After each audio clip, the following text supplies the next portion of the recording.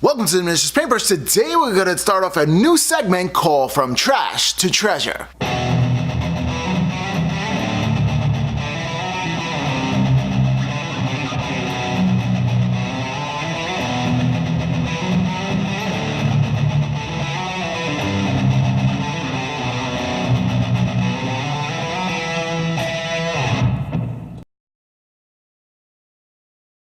How you doing, guys? So we're starting a new series called From Trash to Treasure, and what that means is I'm taking either eBay finds, what other people don't want, and converting it and changing it with a little bit of tender loving care to what I want it to be to function in my armies.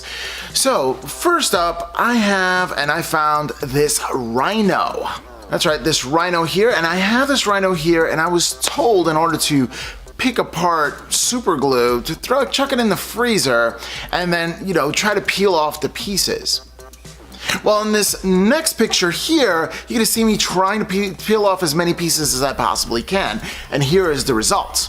So here are the pieces that came off. Not really a lot, and I don't want to risk like splintering and really ripping into the model in order to, get it to where I need it to be. So I was content to where it is. Now, one thing I did need to do is to be able to strip as much paint as possible off. So I'm going to go over to stripping the pieces down. Alrighty, so here we are trying to strip these pieces down. In order to do that, I drench it in simple green, and I kind of leave it over.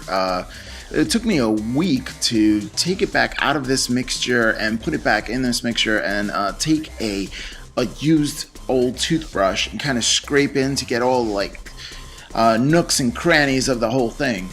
I'm using here a gallon bag. You can use any gallon bag that you want. I like to use more secure, knowing that it's going to be airtight. And I'm using Simple Green, which is a cleaner that you use. I'm using it straight. Just pouring that all in there. And basically it makes the model swim in the stuff. You kind of want to, one of the things you need to really concern yourself with is getting rid of all the excess air. So if you're going to use a gallon bag, get rid of all the excess air that you possibly can in order to just ensure that the actual model is completely and 100% submerged into the bag. Therefore, actually getting every piece of the model evenly. And that's all there is to it when it came to putting this together. I didn't really have a container that'll fit in. If you have a large enough container, you can do that, but I didn't want to use all that Simple Green to be able to do it. And this is the model when I took it out. All right, we're going to have continued updates in the future. All right, phase 1 complete. The model is as stripped as it possibly can. Phase 2 is going to involve sandpapering and really getting into the fine details, prepping it for the paint job that we're going to do, and starting to make or think about conversions that we're going to do so it can fit into my Space Wolves army.